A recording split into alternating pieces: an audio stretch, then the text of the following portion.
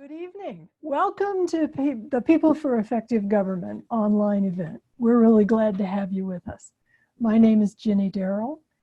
PEG is a nonprofit, Spokane-based nonpartisan coalition. Our mission is to support bipartisan approaches to governing, which are fiscally responsible, ensure an adequate social safety net, and promote a civil society. We've been holding in-person forums and online events for over 2 years. For those who are new to our organization and events, we look forward to having you with us in the future. We're committed to changing the current political climate in which our two major parties have become increasingly polarized.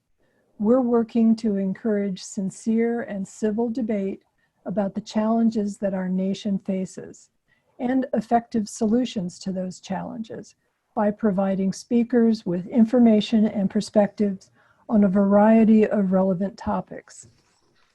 We're a small grassroots organization working with very shallow pockets. If you're finding these events helpful as you think about issues in government at the local, state, and federal level, please consider joining as a member or making a donation to PEG. We're a 501c3 nonprofit relying on membership dues and donations to cover our costs, and our costs are meager, but they are there. The board members are all dues-paying volunteers. If you're interested in learning more about PEG and possibly becoming a member, please visit our website at www.pegnow.org.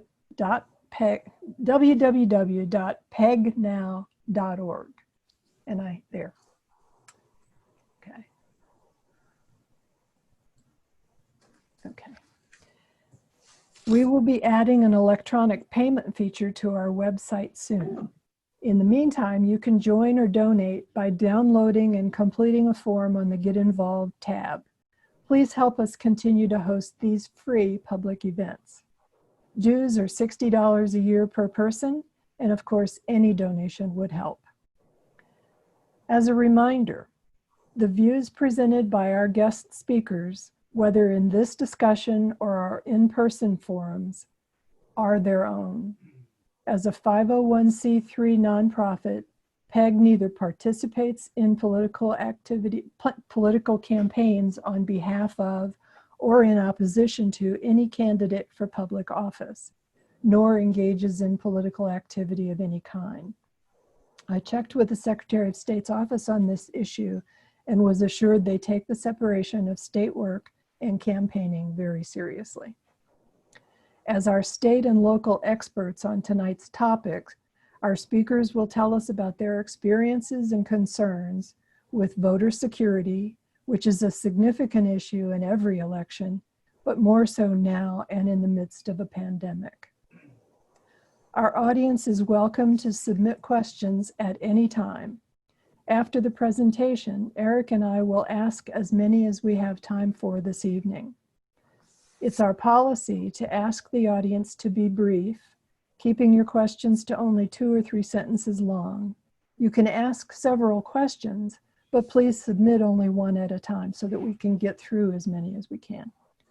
Please submit your questions via the Q&A feature.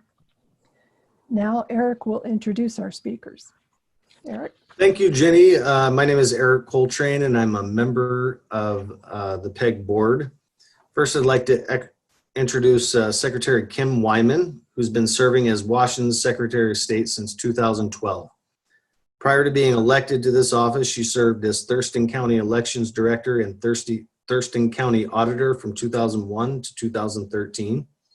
She heads one of the most diverse offices in state government with responsibilities including overseeing elections, corporation and charity filings, the Washington State Library, the Washington Talking Book and Braille Library, the Washington State Archives, and a number of special programs, including the Combined Fund Drive for Charitable Giving by Public Employees, the Address Confidentiality Program to protect survivors of domestic violence and stalking, and Legacy Washington, an oral history and exhibit program that tells the state's most intriguing stories. Secretary Wyman serves on the board chair for the Jennifer Dunn Leadership Institute. co-chairs the Council of State Governments Overseas Voting Initiative, and is past president of the Washington State Association of County Auditors. She serves on the boards of community organizations, including the Washington State Historical Society and the state's Public Affairs Television Network, and is a member of the Rotary Club. Kim promotes civility and civic engagement and is committed to connecting people with their government. She enjoys mentoring students and participates in leadership development organizations and is an advocate for our service members and their families. She's a graduate of California State Long Beach, holds a master's degree in public administration from Troy State, and was awarded an honorary doctorate in leadership from City University, Seattle. She is a certified elections and registration administrator and is a Washington State certified election administrator as well. Welcome, Secretary Wyman. Thank you. And Vicky Dalton has served as a Spokane County Auditor for the last 22 years. Similar to the Secretary of State's office, the Auditor's office is one of the most diverse offices in the country. It is responsible for administrating elections, recording property and personal records such as deeds, mortgages, and marriage licenses, issuing vehicle titles, plates, and tabs, and performing accounting for the county, including payroll, vendor management, and the annual financial report. During her tenure, Vicky has experienced 5 presidential elections, the 2004 governor's election that was decided by 133 votes statewide, the 2005 recall of the City of Spokane Mayor Jim West, implementation of vote by mail, and the implementation of same-day registration. Vicky attended Idaho State University, obtaining degrees in accounting and computers. She is a certified public accountant, certified government finance manager, and certified elections administrator. Vicky has served on the boards of several local organizations, including the American Cancer Society, Campfire Council, and is currently the board chair of Spokane Neighborhood Action Partners, or SNAP. So we are truly honored to have both speakers, and we really appreciate them taking time at this busy time of year. They're still counting votes in the state from our August 4th primary. And I'm going to turn it over to Secretary Wyman to first make some remarks on the topic at hand. Oh, absolutely. Well, thank you so much for the invitation to be here tonight. I again apologize for my technical difficulties, but I think it's going to be a lively discussion. And Vicky and I have not at all coordinated our remarks, so this is going to be total spontaneity, and I think that's how we work best together, actually. So. I guess at the 30,000 foot level, want to talk a little bit about the challenges of conducting the 2020 election. Election administrators by design, I think, and by our DNA, tend to be planners. We like project management, and we like a lot of lead time. So to give everyone on the call tonight a perspective, we started planning the 2020 general election 2 years ago. Counties were making plans. We were at the state level as well. And I can tell you that in December of 2019, the thing that was top of mind for me was election cybersecurity. And I thought our biggest threat and biggest challenge in 2020 was going to be Russian hacking.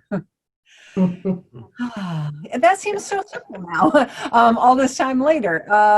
But you know, it's been a wild ride for all of us with COVID-19. I think you all remember that when Seattle and Kirkland became the hotspot in the country for COVID-19 outbreaks in nursing home facilities, we were in the middle of our presidential primary statewide, and that was, I think, when it really hit front and center for all of us, the impacts of COVID-19, even on a vote by mail state. But nationally, we suddenly became the hope, I think, for the country that, you know, we're going to have to allow voters to vote at home to be able to get through this COVID-19 environment. And we found ourselves very quickly within, I'd say probably a week of the presidential primary, being inundated by every state in the country, contacting our office to find out how we do vote by mail elections. And that hasn't stopped. just the sheer number of media calls and panels that myself and my elections director have been invited to be on is staggering. I just to give you perspective, and I stopped counting about 2 weeks ago, my own calendar, I've been involved in 225 interviews or places I was quoted in or whatever. And I'm not saying that to brag. I'm really trying to demonstrate how high an interest level people have on something that we've been doing now for almost 9 years, conducting elections entirely by mail. So from a national perspective, I can tell you I'm concerned. Like Auditor Dalton, I have overseen 7 presidential elections, and I've never seen one like this before. I'm concerned that many states are not in a position to be able to spin up the level of security and just capacity and capability that our county auditors and election directors have built up over the last 9-10 years to be able to handle the volume and everything. So the good news is that our state is working with the rest of the country to try to help them get to where we are. And I know, and I'm certain that Spokane County is among those local governments that are helping other states to do exactly that. So I think the upside of all of our planning for cybersecurity has been that states are now connected and local election officials are connected in a way we simply weren't 4 years ago. And because of all of our preparation for cybersecurity, we are able to share all of these great best practices we have here in Washington with the rest of the country. And that's what we've been doing every day since, I think, March 10th or so. And we're going to continue right up until Election Day in November. So I'll turn it over to Vicky for her comments. Thank you. Well, thank you for having both Secretary Wyman and I here tonight to talk to people who are interested in the election process, election security, and literally how are we going to survive through the 2020 general election. So Kim has hit on some really important points about cybersecurity and the length of time that we've been preparing. So we've really put a lot of effort into details, which is going to help us get through dealing with the impacts of COVID-19 on operating the 2020 general election, at least here in Washington State. And that's probably what I'm going to mostly address is just Washington. Kim does a lot more on the national level, so I'm going to stay just basically Washington and the local level. As Kim said, we're planners. We like to have everything laid out. We have our schedule. You know, we go, everything is E minus the number of days before Election Day, or E plus, which is the number of days after Election Day. And COVID has impacted that. So we have had to scramble a bit, and most of our schedule is still there, but we are finding that we have to develop new ways to assist the voters, to deal with the ballots, and to deal with behavior. So earlier, I was talking about the fact that we had an incredible turnout statewide in this primary. And one of the odd things that came with that was that over 30%, over a third actually, of the ballots that we received were dropped into the stream by the voters in one day on Election Day. Those ballots were either put into white drop boxes or were put into blue bins at the Postal Service in one day. And so that's some of what we're dealing with, is that change in voter behavior that's happening. Normally, Monday, Tuesday, Wednesday, we would receive 50% of the ballots that we would count, but they would be spread out over those 3 days. Instead, what we had was really a concentration in that one day. So as Kim was saying, some of these other states have been poll site. They're now trying to adjust to more vote by mail or more absentee. And they just have not had the time that we have had, the years that we have had to put all those processes in place and to have that base level of activity, that it's almost like muscle memory. You know, you do it because you've done it before. They don't have that muscle memory like we do. And so that is something that's going to be a real challenge for those other states that we're going to have as a strength here. So even though we're going to face some interesting situations coming at us, we're pretty prepared to deal with anything that comes at us because we do have that base level of muscle memory where we're able to just do certain processes, do certain activities without having to create those activities. So I just want to give people a little sense of comfort about that. We have a very strong foundation in this state to process even with the impacts of COVID-19. So that's kind of my opening statement. I just want people to know that we're going to get through it. It's going to be a fun ride, but we will get through this general election. Great. Well, I really appreciate comments from both of you. That's amazing. In Washington State, we could have a turnout approaching 50% in the primary, I believe you said, which is pretty incredible. Probably the envy of many states. That's got to be close to tops in the country. But, and I do want to get to this. We're going to have questions about the feasibility of ramping up vote by mail nationwide, and you touched on that, so I will come back to that. But I would just say, with less than 3 months until the general election, what are your biggest concerns now? And I'd leave that to both of you guys. Okay, you want me to start? Oh, okay. Oh, you know, there's so much keeping me up at night. It's kind of hard to narrow it down. I will just focus my comments on Washington because I think we are ahead of the country and they're looking to us for ideas and pass through. First, just for the record, we're already at 52% return ballots that have been counted. This is going to be the highest turnout election in our state's history, just for the record.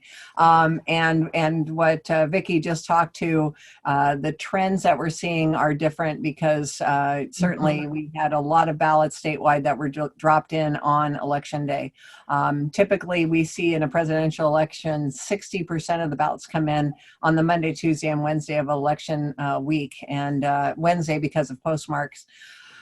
We saw most of those come in. I'd say probably half came in on election day, so it's scary. And I think we're going to see those same trends in November. But the things that keep me up at night, the first one is probably my biggest concern is some of the rhetoric that's coming from Congress and from the White House about voting by mail and voting at the polls in a COVID-19 environment. And so what I worry about for all, and I like to be very bipartisan when I talk about these issues, is that remind Americans that there's a lot of political posturing, and the thing that makes me nervous is that both sides are really politicizing the administration of elections. I think this is the first time we've seen that before. We certainly hear on the left concerns about voter registration, concerns about voter suppression going into an election, and on the right we hear concerns about voter fraud. And this has been happening for a very long time. I've been in elections for 27 years, and this has been a posturing that both sides do pretty regularly going into an election. I think this year it's a different level, however, because that posturing started certainly with the president doing tweets about how vote by mail is fraudulent and just rampant fraud and a rigged election and all of those types of things.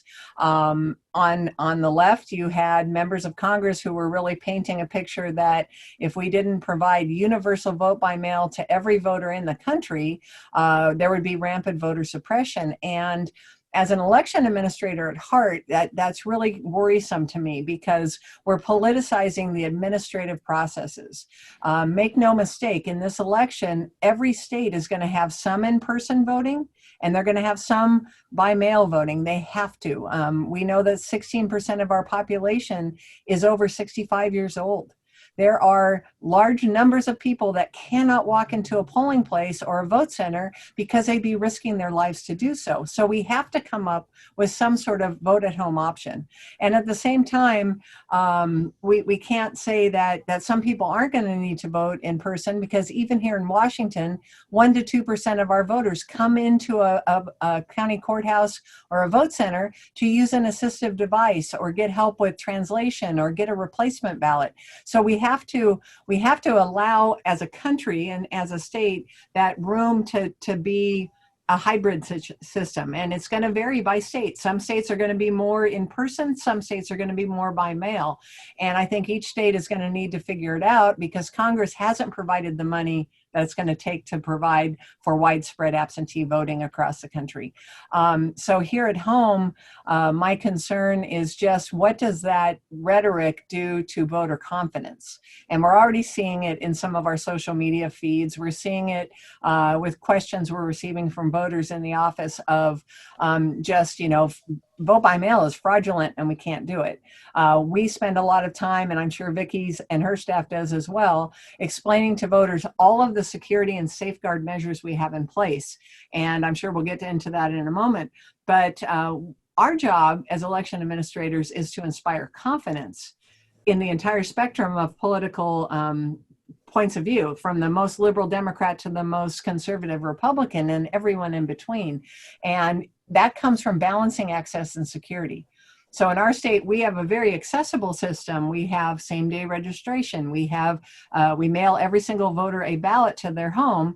We have to have compensating controls on the other side, that we can show that we check every signature on every envelope that comes back, that we do a voter ID check at the time of registration. All of these security measures that are kind of second nature to us, we need to be sharing with voters so that they can have that confidence level that we have that balance between access and security here in Washington. So I'd like to take the next question, and it's an audience question addressing the issue that you just now spoke on, that it has become so political. This person says, last election, 138 million voted. And she asks, on a scale of 1 to 10, how worried will the legitimacy of this election be? And could it dwarf the 2000 election? So just so you know, Kim and I have not had a chance to coordinate, but I want to point out that, yes, on my list of concerns, the loss of trust, the general societal breakdown is one of my major concerns. And following up with what Kim said, I think that is a major problem. There's been just so many continuous attacks on election administration, much of which has not been backed up with facts or reality. But you say something often enough and people will start to believe it. So that's going to be, I think, one of our toughest jobs, is to try to explain to people how elections administration actually works. And, Spokane's been a pretty even keel county. I'm a Democrat. There's been a small cadre in the far right wing that thinks I did all the ballots, but for the most part, everybody else in Spokane realizes that we do a good job in the elections office.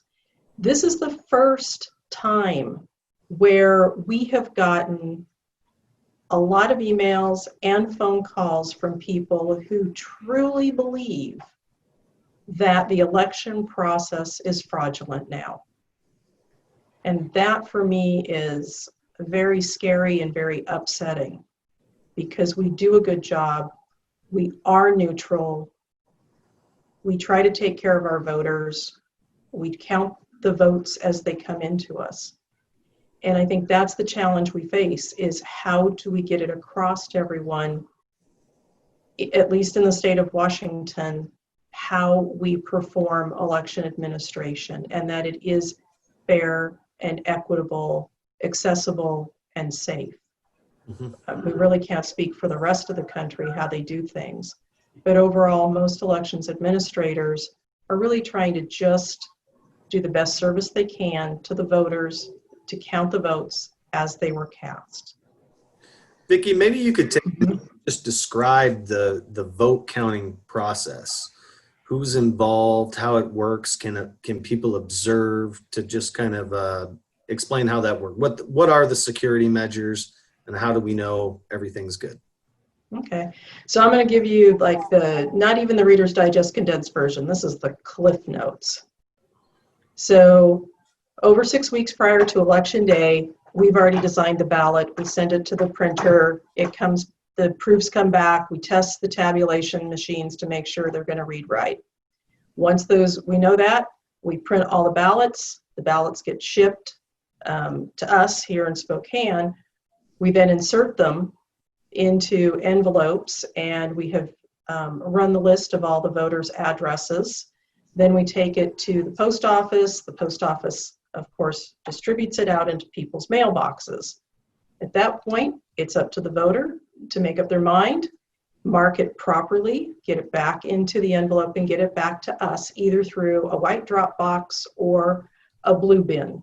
We do not recommend that people hand their ballots over to anybody else to deliver. That's something that Kim and I think, both feel very strongly about.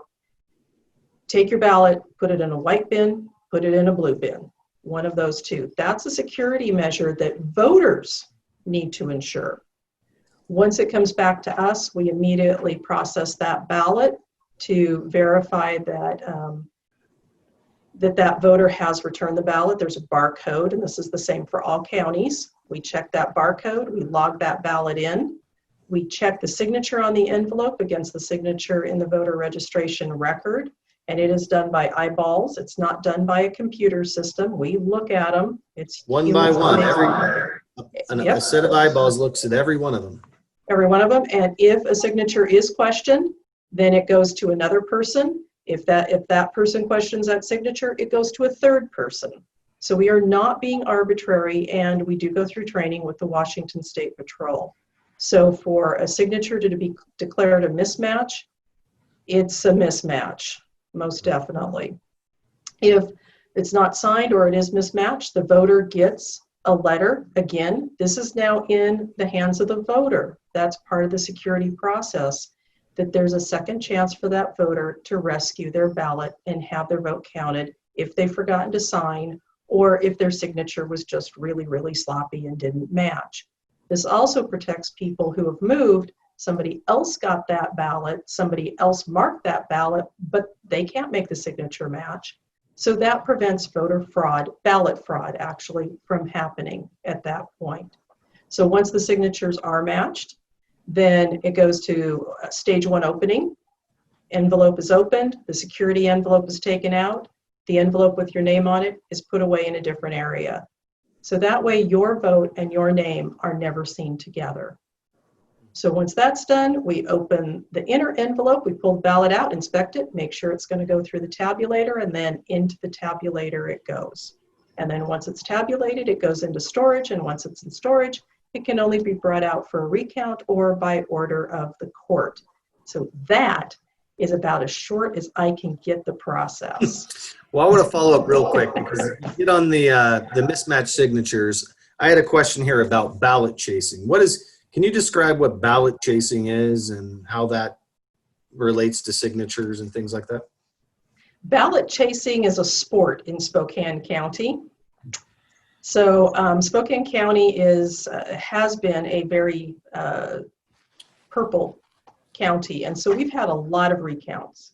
So ballot chasing is when campaigns will get the lists of who's returned the ballots and who have not, and they will contact people who have not yet returned a ballot. So that's one type of ballot chasing. The second ballot chasing is after Election Day. The campaigns will get the names of people who have missing signatures or mismatched signatures and literally hound them to cure their signature so that that ballot will be counted. And sophisticated campaigns will target those areas that they believe supported their candidates. again, I think Kim and I are on the same page here. If you are a voter, do not hand that completed form to anyone except your postal carrier or an elections official. Again, put it in a blue bin or bring it to us. One of those two, but please do not hand it over to anyone else. I would Yeah. I would just like to add two things to what Vicky said, because she's absolutely right. I totally agree with her on handing strangers your ballot or your return signature cure form. Think of them as a $100 bill. Would you hand it to a stranger? No. So don't hand it to a stranger. But on the really important security feature on that is, if your signature doesn't match, all of those steps Vicky talked about are true. The county notifies you, and there's two levels to that. One is just to give you a second chance. But the second security feature is, if you haven't returned your ballot, I guarantee you, if you get a letter from Vicky Dalton's office that says your signature doesn't match, you're going to be on the phone in a hot second to say, I haven't voted yet. And now Vicky's staff can pull that ballot aside, set it aside, do the investigation, and prosecute the felony that would crime that was committed there by the voter or by that person submitting the ballot. The second thing is on the ballot chase for the signature curing. But that's another reason the county notifies every single one of those voters, so that they have an opportunity to deal directly with the county and get notified. So it's not a selective notification of, oh, we're only going to tell the voters on our team that their signature doesn't match. We don't want these voters over here to do it. The county neutralizes it by sending it to every single voter who's affected. Good point. Thank you. Very interesting. Jenny? I'd like to go back to the confidence in our voting system issue, which we were just discussing a few minutes ago. And I'll turn this one to Kim. I'm curious what other states are doing to try to restore the trust of citizens. Well, a very similar themes to what you're hearing here in Washington with Vicky and I. That's what our job is as election administrators. So I would remind people, because most people don't know this, that our elections are very decentralized, and that's both a strength and a weakness, but I think mostly a strength. So here in Washington, we have 39 counties. Each county has an election official. Most, it's the county auditor. King County, it is the election director. These people are independently elected. They answer to their voters directly, and they operate those, all of the tabulation, the issuance of ballots, all of that work is done at the county level. This is true nationwide. So there are 10,000 election officials like Vicky and I who are either directly elected or appointed at their level of government, either county, city and town clerks, county clerks and auditors, secretaries of state.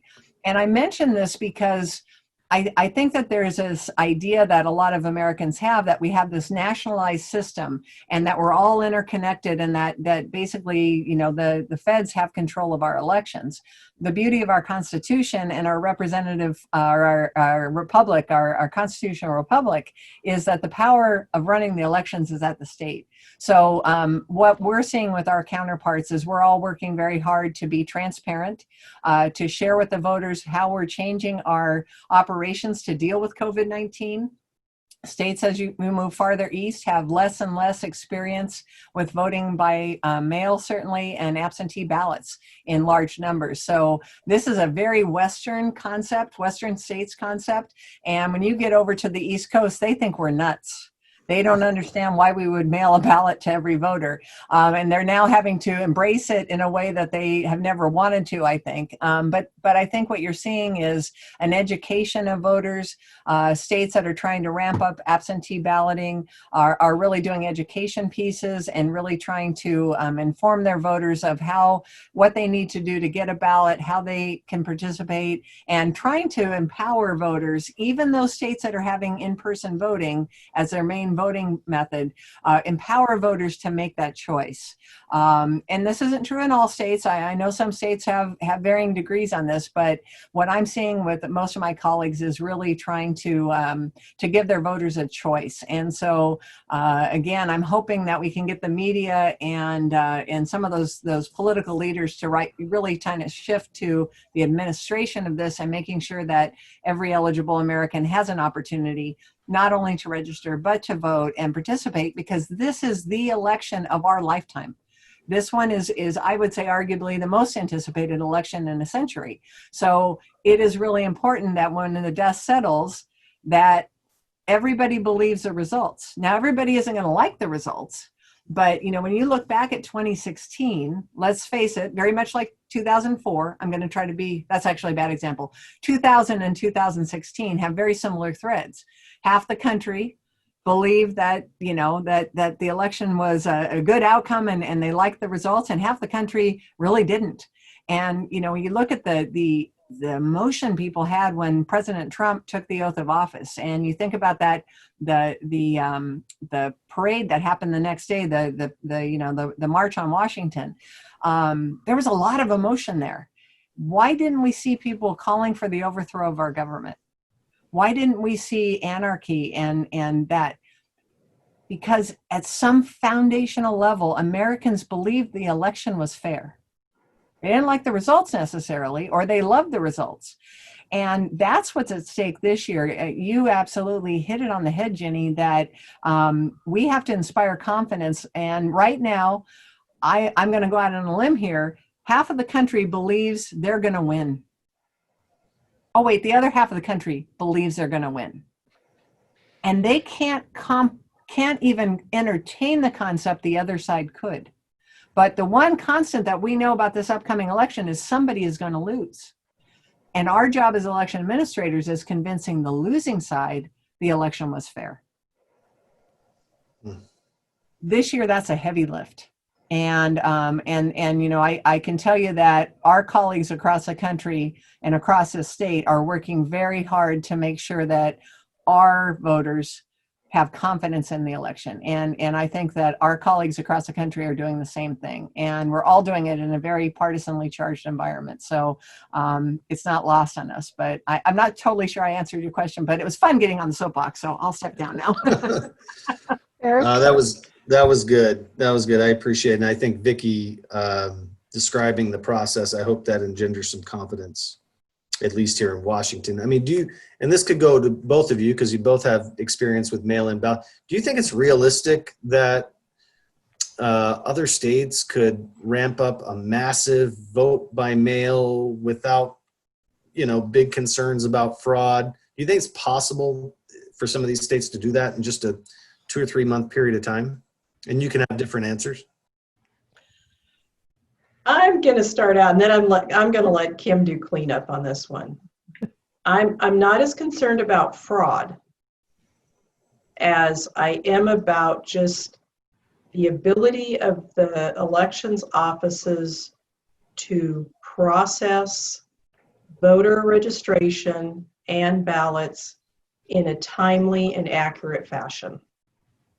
It's going to be a challenge. There's going to be mistakes made, and my advice to those offices is own up to the mistakes. Be honest about it. It's going to be painful. Are they going to do it perfectly all the way across the nation? No. And I hope that people understand that there will be mistakes made. Everybody's trying their best. And we just, like Kim said, people are going to love the results. People are going to hate the results, but they need to have confidence that the best was done to compile those results. Your turn, Kim. I'll be uplifting at the end, but back in April when our phone started ringing off the hook, Congress, if you remember, gave states $400 million of CARES Act money for COVID relief for elections. And here in Washington, we received about $10 million. to $10 million. I can't remember the exact number, that we were able to get to all of our counties, get the boots on the ground, and they were able to figure out things that they needed to do that would help them make a safe voting experience in their counties. In April, I knew that we needed more money as a country, because remember, Washington State took we've had 20 years of ramp up. We started with permanent absentee voting in the 90s. By 2004, 60% of our voters were voting by mail by choice. We had the Rossi Gregoire election, which really showed us we couldn't do both well, and we moved to vote by mail. It still took us 5 years as a state to ramp up for complete vote by mail elections. I'll say that again. It took Washington 5 years to ramp up when we wanted to become a vote by mail state. So Vicky actually hit it on the head.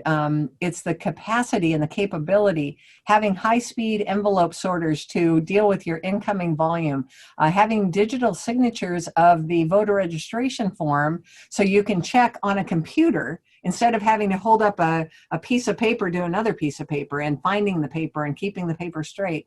And that's what I worry about with the other states, is that back in April, I knew that they were really pushing the time window if they could get money from Congress to be able to ramp up. Now, there were estimates somewhere between $2.5 and $4 billion as the number it would take to get states to have that full build out of vote by mail elections. And unfortunately, Congress got way down in partisan politics, and both sides dug in. Democrats said universal vote by mail or nothing, and Republicans said, oh, poll site voting or nothing. And I think that some of that initially was just to have a starting place for negotiations. Unfortunately for us, it broke down.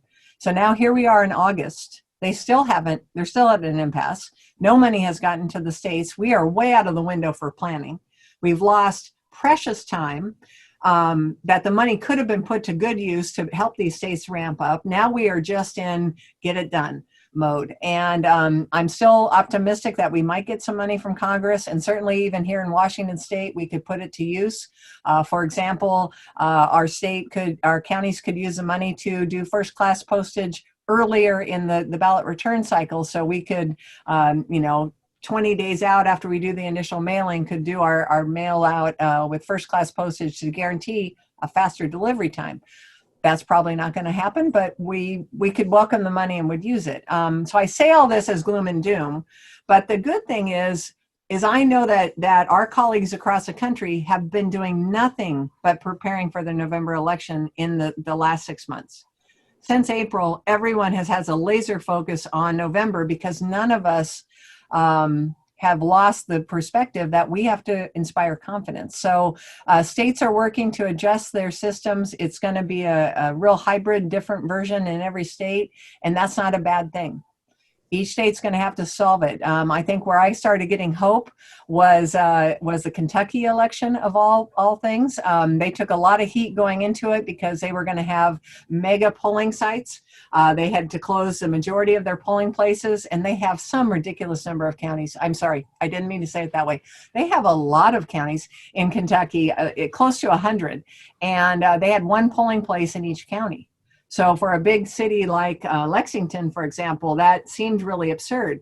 But on election day, it worked really well. They had a facility that was like CenturyLink Field Convention Center, and they had the social distancing. It was safe for their workers. It was safe for voters. They had no lines. They got people through.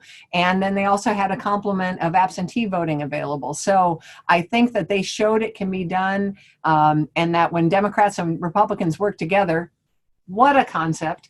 Their governor is a Democrat and their Secretary of State is a Republican, and they came to a good negotiated middle ground, and I think it served their voters well, and I'm optimistic that other states are going to do the same, regardless of whatever Congress does. Sorry that was such a long answer. Okay. My turn, Eric? Yep. Okay. I just lost my place. Well, essentially, both of you have touched on this issue. There is a lot of rhetoric about the slowdown that the Postal Service. And I'm wondering what measures we're taking in Washington and what you're hearing about other states to ensure that citizens are able to vote. I'll go first. Go So for it. one of the things I'm really happy to share with all of you is that Washington has a very long, good relationship with our USPS representatives. It starts really at the county levels. Each county auditor and election office works directly with their local postmaster and really works to get their mail out done in the most cost-effective way and the most efficient way. And we received a letter, and many of you probably have heard about it, from the legal counsel for the entire USPS on the 30th of July that basically was reminding us of what the delivery times were for nonprofit bulk rate mail, which is what we use to mail out our ballots, that the delivery time is between 3 and 10 days. Which of course was alarming to us because we're aware of that. But here in Washington, we've always gotten first class service, meaning we get our ballots delivered between 3 and 5 days of mail out. And to give you a perspective of how different the cost is there, nonprofit bulk rate is about 9 cents a piece. First class mail, as you know, is 55 cents a piece. So it is a huge budget impact to counties in terms of their mailing costs. And we got on a call with our representatives from the USPS on Monday and the county auditors from across the state and had a very good heart-to-heart, very detailed conversation about this letter and got some clarification on delivery times. I feel much better than I did 48 hours ago about this issue because they really told us that we're going to continue to provide the level of service you're used to. Election mail is still a priority for us. Our state actually helped to design the election mail logo. That's how involved Washington has been on a national level, and that goes back 20 years ago. So they are going to continue to work with us, and I think we have such a good relationship that when we have an election, we have a daily call with county auditors and postal officials to be able to talk about problems that they're seeing on the ground across the state and nip them in the bud. So I think I'm confident going in that we're going to be just fine, even if the post office has some challenges that can't come from changes. I did not roll my eyes. I didn't mean to do that. I'm sorry. I'm going to turn it over to Vicky before I get in trouble.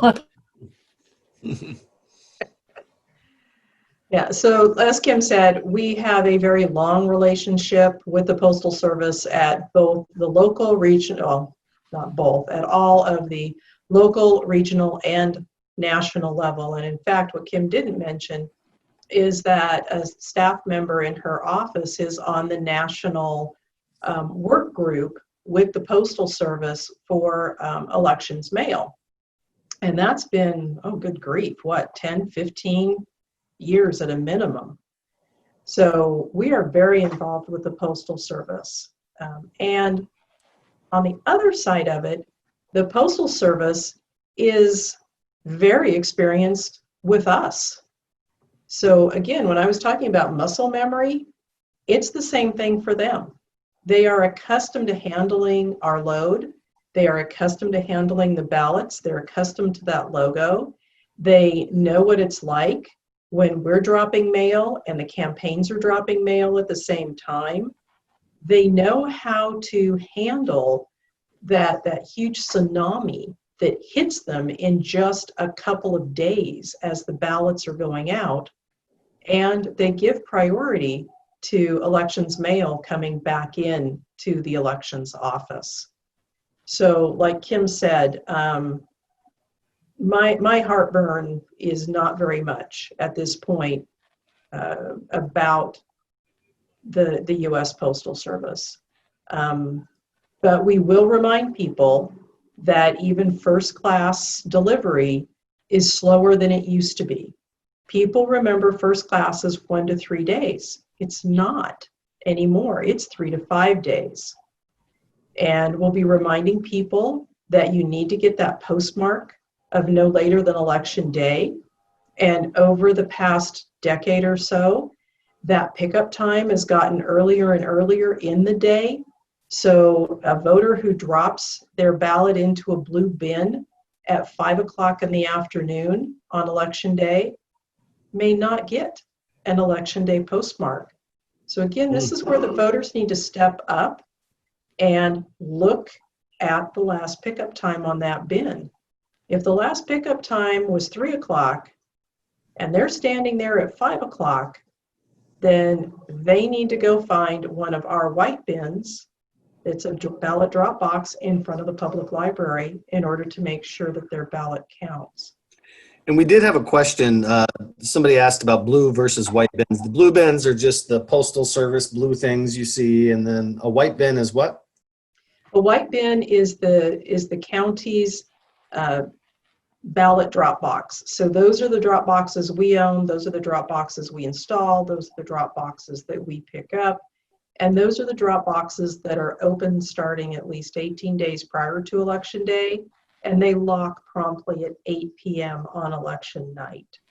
And they are in different locations throughout the many counties. In Spokane, most of ours are in front of the public libraries or at city halls. We have one at STA. And those, so talking about security, those are incredibly secure boxes. Those things are heavy. They're made out of steel. Thurston County and Spokane County have both had boxes run over by cars that were not being driven in a good fashion. Both boxes were crumpled, but both boxes survived with, I won't call it minimal damage, but both boxes survived in a way that protected their contents. And no ballots were damaged when both of those incidents happened. Again, the Postal Service, I'm in Washington, I'm feeling very good about it. Good. Well, the ballots will come back, but voters need to understand what the timing is. We've had a couple questions. Thank you for that. We've had a couple questions about just kind of your predictions for and you guys can have different answers. Voter turnout.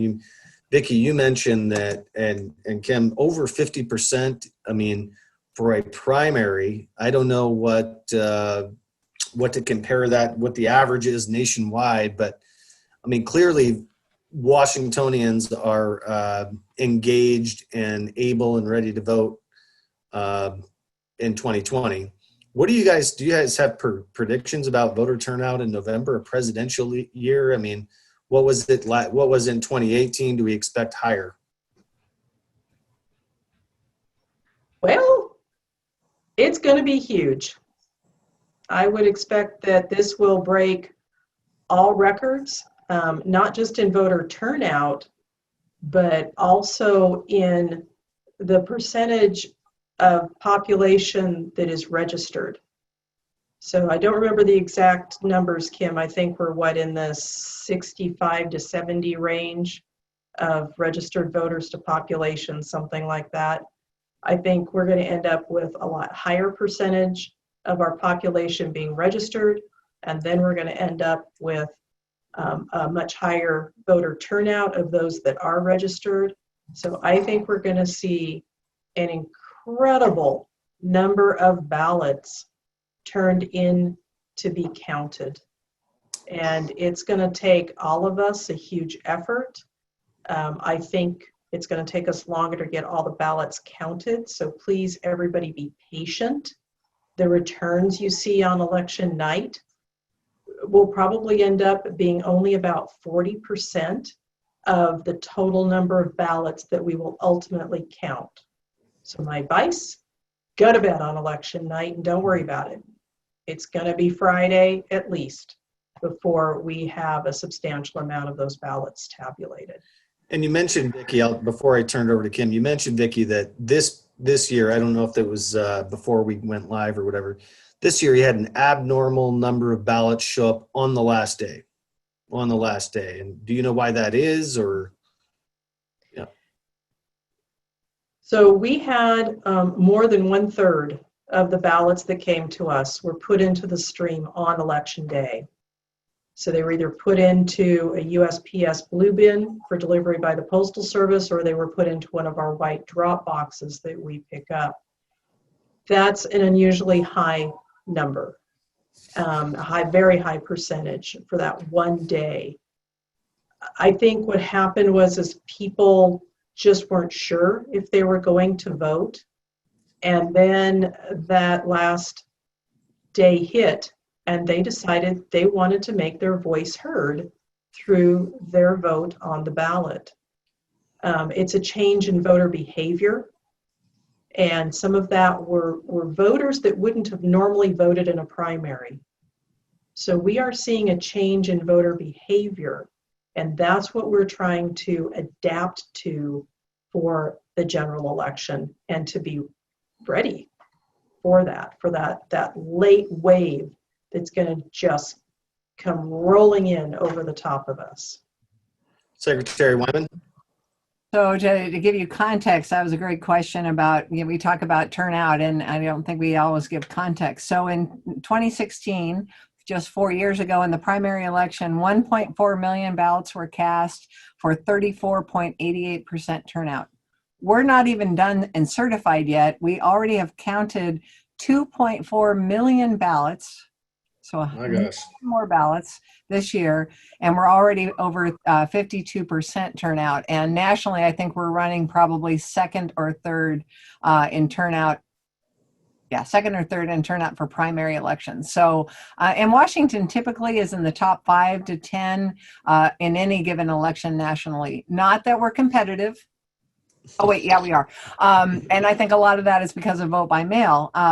So to give you context on how grand this turnout is that we're seeing in this primary right now in our state, the last time we saw primary election turnout this heavy was 1992. And before that, 1972. And if you think back to both of those years, those were tumultuous political years. Certainly 72 was Nixon and that era, and 1992 was Bush 1. And so you have a lot of interest here in Washington state. I think we also had a lot of initiatives, if I recall, in 92. So I think that speaks volumes to the engagement that people have. I think some of it is also COVID-19. Everybody's at home. They're looking at their ballot on the counter. They have time. They vote. But I think the real reason why you saw an incredibly huge spike on election day this year is simple. 36 candidates for governor, 10 candidates for lieutenant governor. And need I go on? I think that people were not so much waiting at the last minute as just going, I'm not sure who I want to vote for. And I don't know. It's off the chart. It's exciting. This is what election officials kind of dream of, is having that voter engagement and civic participation, because that's what we're all about. As far as looking to November, I don't make predictions on turnout, because it doesn't matter what you say. No matter if you're high or low, they always point out that you were wrong. But what I will say is I'm advising auditors to be planning for 90% turnout. Right now, we're sitting at about 4.6 million registered voters statewide, and I expect that number to be closer to 4.8 million by the time we get into the election cycle in November. So I think we're going to see really high engagement and turnout and participation. And as Vicky said, most of it will come at the end. I would imagine 60% of our ballots come at the end, election week. And what that means for voters is we will not know who the winners are until at least a week after election day. Nice thing in Washington, most of you are used to that. I think nationwide, this is going to be new territory. And that's my that's something that keeps me up at night. That's my new wave, is that is normal. Ballots are going to come in after election day with valid postmarks in states like Washington, and it's going to take time to process. And you have states that are not used to processing millions of ballots, so it's going to take a lot of time, and it's going to slow down results. I don't think we're going to know president. Okay, you're all sitting down, I hope, until the end of November. Oh, wow. Let me say that again. I don't believe we are going to definitively know who has won the national election until the end of November. And so What's important, and this is what I think really falls to the media and to election officials, is sharing that information expectation now before any ballots have been tabulated. Because the rhetoric after Election Day, having been through a few close recounts like Vicky has, campaigns are there to win. So they're going to throw whatever gasoline on the fire it takes to win, and they're going to try to cast out. They're going to talk in terms of suppression or voter fraud. And election officials are trying to make sure it's right. And that canvassing period after the election is about accuracy. And it takes time, and it takes a lot of controls and balancing and making sure. Imagine balancing your checkbook with the help of 300 people. That's what our job is really having a whole bunch of people trying to keep all of it straight and in a process that makes sense. So election results are going to be slow, and it's not going to be a bad thing. It's going to be a good thing for our country, but it's going to be painful. Thank you. Jim? Okay, well, I want to kind of change the tempo for a second, but I think we'll come back to this issue. I'm sure we will. There was a recent article about a cybersecurity tool available to local and state governments to detect the source of cyber threats. Have you heard about that? Are states and counties taking advantage of it? Is it a good thing? I'll open it up, whoever wants to take it. Go ahead, Vicky. Okay. Yes. So I think Washington State may have actually been the first state to embrace what's called an Albert sensor. I believe my county was the first or the second in that process to install the Albert sensor. So Kim and the elections director in her office, Gloria Gino, have really been involved at a national level with cybersecurity and with ways to protect us in the counties and at the state level, and also to detect any issues.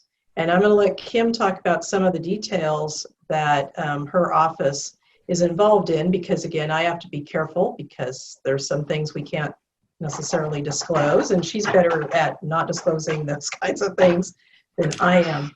But I would say that boy, geez, Kim, we've been on this for at least 4 to 5 years. We've had numerous national organizations come in and do training. We have basically a tabletop 2-day training in just a week or so on just cybersecurity. We have invested a lot of time and effort in cybersecurity, in protecting our systems and protecting our networks, in taking vital portions of our tabulation system completely off the internet. It's not, most of our I think all of our tabulation systems in all 39 counties are not connected to the internet at all. They're completely standalone, completely separate.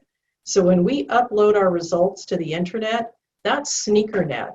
We're taking a thumb drive from our tabulation systems and literally walking it to a different computer that is connected to the internet. So we have had a lot of security protocols in place long before anybody even knew what cybersecurity was all about. So I'm going to turn it over to Kim because she really is recognized as a leader in the United States and probably in the world when it comes to cybersecurity and elections. Yeah, so one of the things that I always like to remind voters is that even though I think cybersecurity is new to most voters, Washington election officials have been thinking about it for at least 20 years. And I say that because the moment we started putting election night results out or having web pages that you could interact with, the threat was there and we were aware of it. We roll up to 2016 and we started seeing activity on our servers at the state level that we thought was suspect in about July. And at the time we knew it was not normal. The nice thing is we had been online for a long time and we knew what normal traffic looked like. We reported it to the FBI, to Homeland Security, And we thought that it was a foreign actor, but weren't sure. We did have that confirmed later. It was Russia that was scanning our equipment. I'm happy to tell you that they didn't get past our firewalls. They did not get into our system, but they did scan all 50 states. And that election cycle really started a new era of cybersecurity in elections, in that we are now part of the nation's critical infrastructure. Jay Johnson, who was the Director of Homeland Security under the Obama administration, designated that in late 2016 or early 2017. And what that's done for our state is just tremendous. One, it allows us to have access to federal resources. And in 2016, it actually did. We were able to contact Homeland Security and get, as Vicky said, training, testing of our system, not only having them come in and try to get into our system, they were doing the same things with the counties to test for vulnerabilities and give us feedback on how we could strengthen our security systems. We created the first in the country security operations center because we got federal grants a few years ago that allowed us to just build out a very comprehensive system around our voter registration and election management systems in the 39 counties and in my office that that not only has, as Vicky said, the Albert sensors that are really tracking all of the traffic that goes through our systems and sharing that nationally. We're part of a what's called the MSISAC and the EIISAC, and these are information sharing centers that are compiling vast amount of data and giving us information like, gee, there's an IP address in Iran that's hitting every single election office in the country. You might want to block that IP address. So we now are communicating in ways we couldn't have 4 years ago as a state and as a nation. And that's a huge step forward. I could do a whole 20 minutes just on cybersecurity, but I think the real important takeaway is that the counties have been really vigilant in securing their systems. We have been working with them and in our office to create continuity of operation plans. These are plans that we've actually implemented because of COVID. What are you going to do when? And I think that the real change that we've had in mindset is not only protecting and defending our cyber security, but having a plan in case something does happen. If we do have a breach, if we do have malware that gets introduced to our system, worst case, if we have ransomware, what are you going to do to respond and recover? And that's what those continuity of operation plans provide for our counties and for our state. So we are ready. We are working tirelessly every single day. And the reality is, the depressing part is, we have to get it right 24/7. The bad guys just have to get it right once. And that's true of everybody that's on this call. If you are online in any fashion, you are just as much at risk as we are. We're just a higher profile target. So, but I think that we're doing everything we should be doing, and we're doing it well, and we're working together, which is really the important part. Yeah, I appreciate that. So, following up on that, I mean, do you think our system is in Washington in any way is foolproof? I mean, we have a paper trail. As long as we can detect that something happened, you're going to have confidence that the results are what they are. Nothing is bulletproof, but yes, I think that, again, that decentralized system is the first layer. The fact that we have this distributed among 39 counties and have officials that are accountable to you, the voters, is a huge step. I think that paper ballots that vote by mail provides is probably the single greatest strength of our system. All you have to do is look at a state, and I don't want to pick on Georgia, but I'll pick on Georgia. When you have touchscreen machines that have nothing but an electronic audit trail, the only thing you can argue over is electronic data. Whereas anyone that remembers Rossi Gregoire, we had paper ballots. Now, we can look at this ballot and see two different votes, and we can argue about it, but there's something about arguing about a tangible thing rather than lines of code. So I think that's the single greatest strength of Washington's election system, is that we do go back to paper ballots. If we do have a close election, we have recounts. We're instituting and implementing risk limiting audits, and we have random checks that are done the day after the election on random precincts and random races, just to do a a gut check.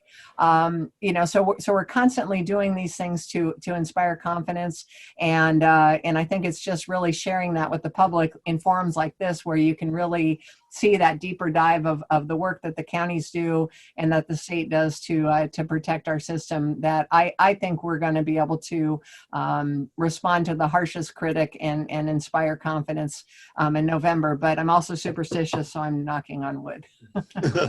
We've had a couple of people, thank you for the follow-up there, but we've had a couple people, I guess I'll put this to Vicky and then to Kim. People are asking if you need, with the anticipated turnout, do you need volunteers? Do you accept volunteers? So anybody who handles a ballot is an employee. They're paid. They are hired, screened, trained, supervised, and if need be, fired. Because this truly is a job. It's about the work and it's about the integrity that goes with it. So we appreciate that people want to help out. Most counties have a temporary pool. If you want to apply for a job, keep in mind that that's what you'll go through, is you will be screened, you'll be trained, you'll be supervised, and if need be, you will be fired. And we do have an interesting, yeah, I know, I love that line.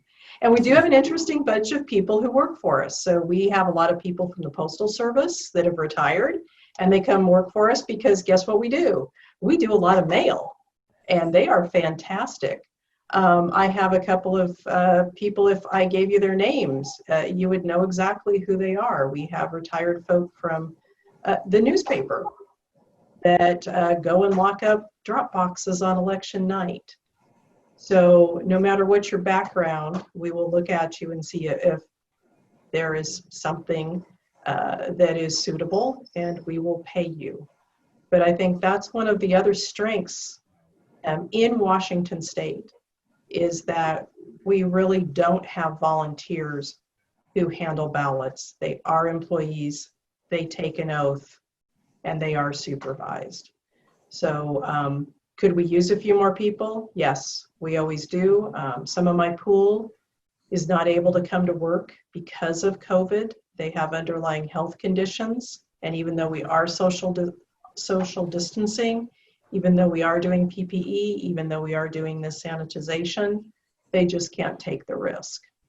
So if you really want to become part of the pool and do this for more than one election, then please go apply, and we'd be more than happy to look at you.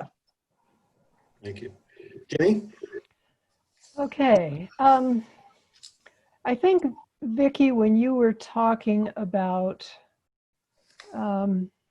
ballot chasing, one of our audience members was wondering how a campaign gets access to a list of, looking for the question real quick, people who haven't voted yet. How does that happen? We were under the impression that that's a private piece of information between the voter and the county. No. How you mark your ballot is absolutely secret, but some of your voter registration information and some of your activity is public record, and it is specifically stated as such in Washington law. So your name, your residence address, your mailing address, your birth date, your gender, if you have voted, if you have returned a ballot or not, actually is the better way to express it, and the status of that ballot that you've returned. And I should say envelope, I should not say ballot, because that's actually what's being tracked, is that envelope. And campaigns have the right to that information. They have a right to it on a daily basis. Spokane County has been providing that information for over 20 years.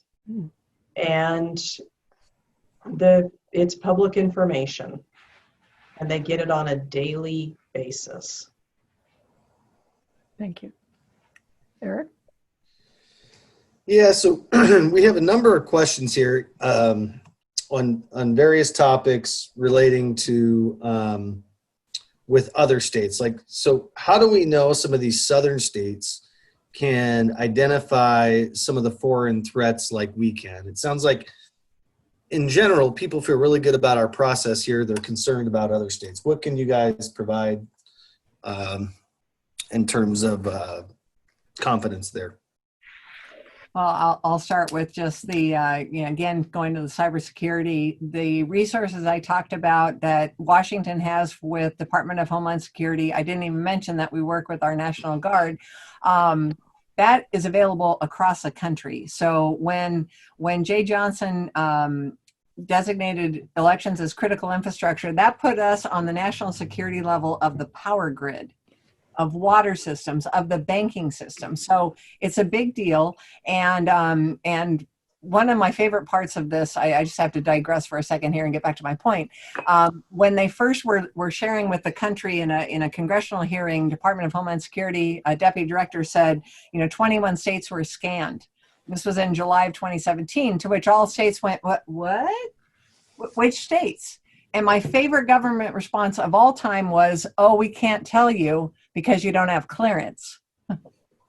Now, we've come a long way since that day, but every state in the country now has people who have security clearances. Like here in Washington, myself, my elections director, my chief security officer in the SOC, and my chief information officer all have clearance, federal clearance, security clearance, to be able to get briefings by Department of Homeland Security on just anything that's happening related to our nation's infrastructure related to elections.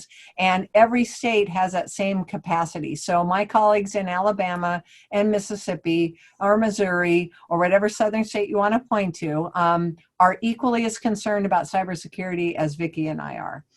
They have been working at that same level of trying to get their state to be secured, to be able to detect foreign interference or even attempts at their systems, and they're equally concerned about cybersecurity. So you're seeing that same response that you're seeing here in Washington and other states. Now, I like to think we're doing it better, but again, I'm not competitive, so I'll stop there. But they are working hard. Thank you. Well, I think we have time for one more question. And so I'm going to ask your thoughts on what we're hearing about some states having ineligible voters on their rolls, duplicate voters on their rolls, maybe more people on the rolls than there are eligible to vote. Any comments that you'd like to throw out on that? Well, I'll quickly talk in terms of Washington, because that's the one that I know best. I think some people probably watching this remember Rossi Gregoire and remember that we did have some ineligible felons who cast ballots. We had people who voted on behalf of deceased family members. We had some duplicate voting. And the real difference between 2004 and today is that we now have a statewide voter registration database. In fact, now we have a statewide system that is close to real time, that the counties are sharing information with each other much more frequently, and Vicky can talk to that a little bit more. But that list we now compare to the Department of Corrections database, the Social Security Death Index to clean up voters who have passed away. I'm forgetting what else, Department of Licensing database, and all of these databases, we're doing a lot of data matching and comparing our lists also to other states to just keep the registration rolls up to date and current. And I think, again, in all seriousness, I think we're probably way ahead of the country on some of those practices, but those similar threads are happening in states across the country to varying degrees. I think that probably the most high profile one recently was the lawsuit in California last year, and that was exactly the suit they brought. More people are registered to vote than are eligible by age in that state. And the plaintiffs prevailed, and California is having to do some list maintenance that they should have probably been doing a long time ago. So states are working at it, and technology has helped us get it to be more up to date and current, but it's a constant battle because 10% of our population moves every day. Is that true? 10% every day. That's crazy. maybe 10%. You're muted. a year. Okay, whatever, 10% a day, 10% a year. But 10% of our population does move every year, and it's tough to keep up. So in Spokane County alone, we touch over 20% of the voter registration records every single year. And sometimes it's as high as 30%. I mean, we've got the 3rd legislative district, which has the most couch surfing of probably any district in the state of Washington. So list maintenance is really a difficult task in elections administration. And in 20 some odd years ago, Washington State was probably in the same boat as almost every other state. We didn't have the funding to really do what needed to be done. But then Gregoire Rossi hit in 2004, and it became apparent that we really had to spend some time with list maintenance. And that included changing some state laws, putting more effort into it. We were one of the founding states for a program, a process where we compare to other states to make sure that we don't have voters registered in more than one state. And that's helped clean up our databases. We did, one of the original comparisons was with the state of Oregon. So before we got this other program going, we compared to the state of Oregon, and I think we had about 50,000 voters that were listed in both states. But here's the good news. Out of that, there was less than, I think it was 25 or so, maybe even fewer than that had actually voted in both states at the same time. So you have to really be careful about making conclusions on data if you don't have all the information that you need. Now, with that said, in this process where we're comparing to other states, there is a state that isn't part of this program yet. And I want that state, and that's Arizona, because I am convinced half of Yuma, Arizona is from Spokane. And I really want to do that comparison. So for those who are concerned about voter list maintenance in those other states, people not being taken off or people being taken off when they shouldn't be, really, you need to press the point with your congressional members and make it clear to them that there needs to be adequate funding for elections officials and elections offices so that we can perform the election well when it comes to the ballots, and we can keep our voter registration lists as current and up to date as is reasonably possible. It all comes down to having the money and having the resources to do the work that needs to be done. Kim's hit on that over and over tonight, that Congress needs to step up and fund the work that needs to be done. States need to step up, and the local jurisdictions need to step up and support their elections offices. Thank you. Okay. That's the plug. Eric, did you have any last comments or a question? No, I think we're about out of time, so I'll leave it to you to close. Well, on behalf of all of our audience, I want to thank you very much for joining us this evening. This was a fabulous forum. And if you would like to watch it again, or if you want to tell your friends or other contacts about it, it will be posted in 7 to 10 days, I would say, on our website, which again is www.pegnow.org. www.pegnow.org. And again, thank you to both of our speakers, Secretary Wyman, Auditor Dalton, and our audience. Thank you, and good night.